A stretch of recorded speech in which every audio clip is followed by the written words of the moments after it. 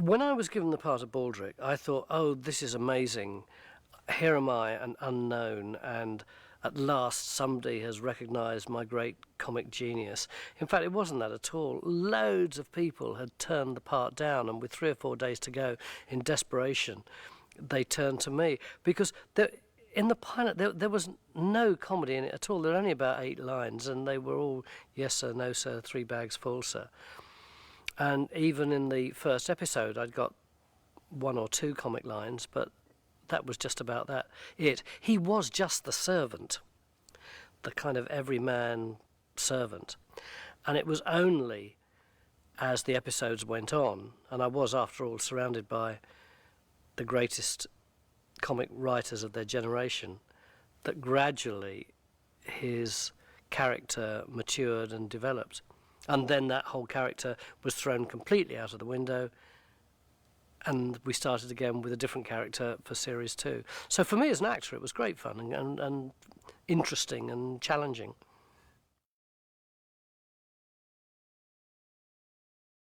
In order to make Blackadder's character work in series 2, he needed to be able to be surrounded by people who were clearly much stupider than he was.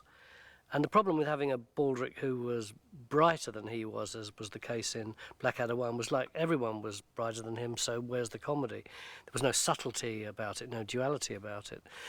And so one of the ideas they came up with at the beginning of series 2 was that Baldrick should be the stupidest person there'd ever been in the history of the world.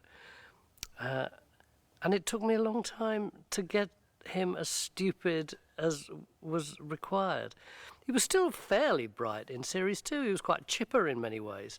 By series 4 he was the living dead, but I'm not quite sure that that was in some ways as good as how he was in series 2. Miranda is an extraordinary actress, and Richard knew that she was, and brought her in because of the quality of her acting. He was so captivated by it. Having said that, the part that had originally been written for the Queen Elizabeth character just was half-baked. And it was, on the first couple of days of rehearsal, we were all silently tearing our hair out, because if the Queen Elizabeth character didn't work, then the show wasn't going to work.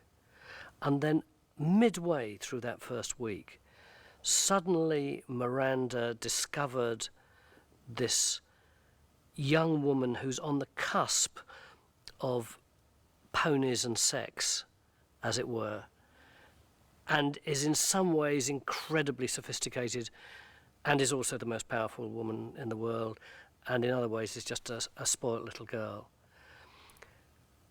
And I remember the scene when she got it, and John Lloyd was leaping up and down with excitement, going, yes, that's it, that's it, that's it, that's it. And from that moment, that series took off.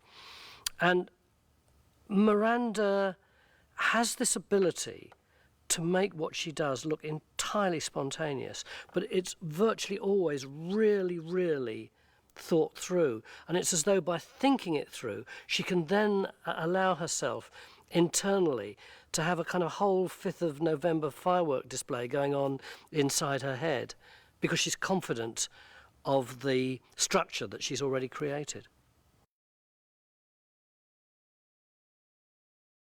Although we didn't have the 12 writers that you would have for Taxi or Cheers or whatever, actually you had 12 people in the room who were doing exactly the same kind of thing that those 12 writers on an American show would do. So by the end of the week, the whole thing was really lean and spare, and everything, any ounce of fat on it, would have been challenged and hacked away.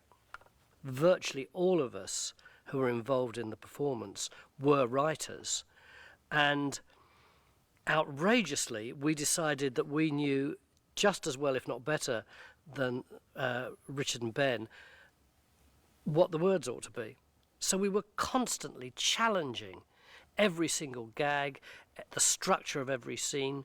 We even put additional characters in sometimes. So there was a lot of tension between the writers on one hand and the producer on the other hand, who was, as it were, the representative of what the actors were saying.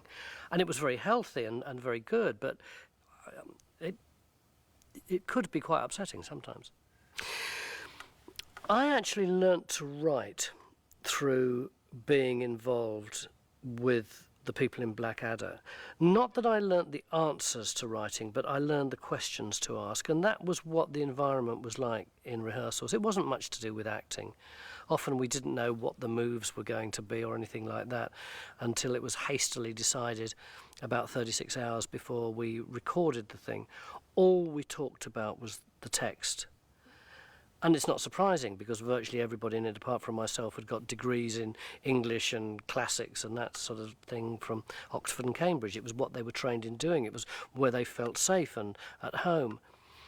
So every gag would not only be challenged, but made slightly more ornate. And it was almost competitive. It was like someone would say, all right, don't let's just have a line, let's make it a simile. Yes, but let's make it a slightly more complicated simile. Yeah, yes, let's make it a complicated simile, but one including someone wearing an amusing hat, and boots, and comic gloves, and this and that, until by the end of the week, what had started out as a line that had about 5 words in it would end up like this. It would end up like... that Baldrick is the worst message since Admiral Lord Nelson flagged up at the Battle of the Nile.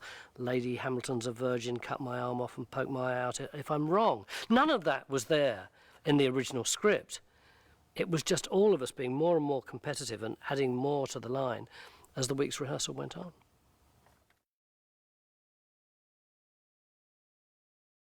Well, if you think about where Blackadder came from, it is actually the comedy of adolescent boys trying to impress each other.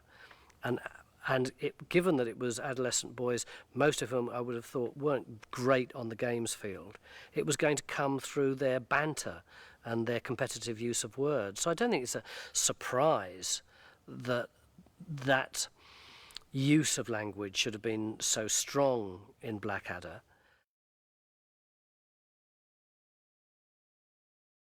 Being the only grammar school boy amongst all that incredibly talented group of highly articulate performers, and having left school at 16, and not having been to university,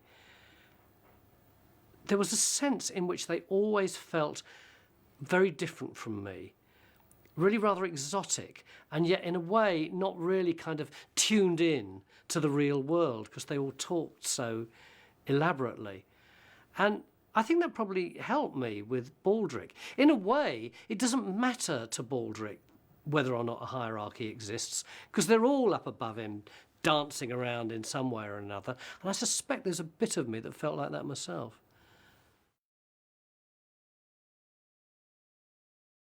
I think one of the things that we were always striving for in Blackadder was more focus, more discipline, really to concentrate on every single little joke, every little scene, every concept, so that Blackadder 1 goes hurtling all over the place, loads of extras, loads of horses, loads of characters. Series 2 is reduced from that, but by Series 3, that was the time when I really felt that we were focusing on what we really wanted to do.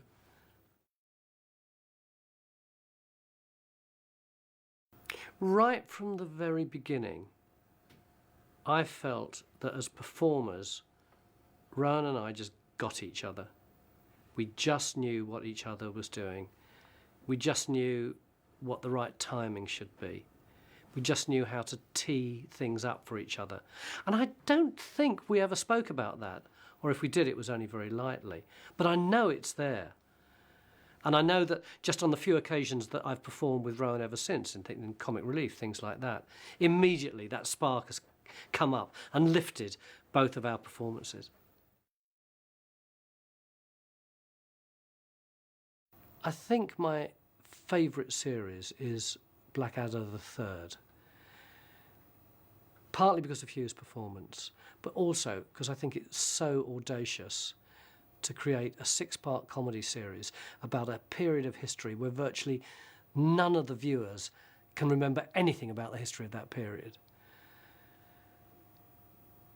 And my favourite episode would have to be Dictionary. I think the one-liners are hysterical. I love Robbie's performance, and I've got some very, very, very good jokes in it.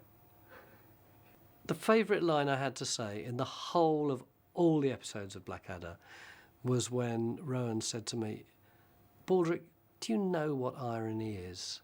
And I said, "Yeah, it's like goldy or silvery, but it's made of iron." I still like that now. It's so sweet.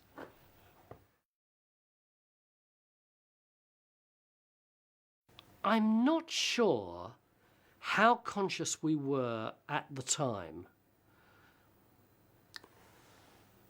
of the epic nature of what we were creating, or at least the way people have responded to it as though it's epic. I guess we probably knew that right at the beginning, and I'm sure the writers knew it when they were writing it. But once they'd written it, and because they're such good writers, all we did was deal with the situations that we were in. The fact that later on people might say, oh, Baldrick's heroic, or that Blackadder has become more spare, more haunted, more sophisticated, or whatever, just wasn't there in the rehearsal room. And if it had been, I think the performances would have suffered from it.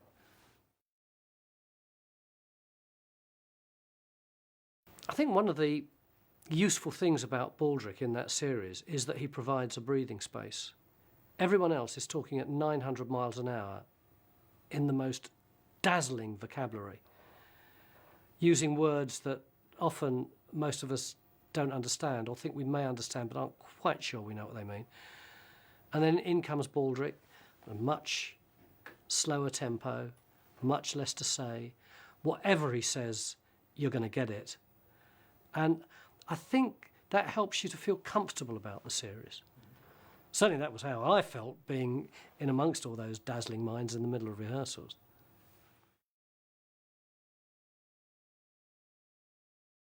I am so proud to have been in Blackadder. That's probably why I don't mind 25 years later just pontificating about it. I don't feel like some actors would, oh, I don't want to mention that character, I'm in fear of being typecast. I don't feel like that at all. Being in that series was like how I imagine it must be if you're suddenly dropped into the middle of the Brazilian football team, when everyone around you is playing the most fantastic football, and you're all right, you can play a bit, but boy oh boy have you got to up your game if you're surrounded by those people. And a lot of the time, being Baldrick, I didn't say much. And throughout that time, I was just watching what those performers did and watching how the writers worked.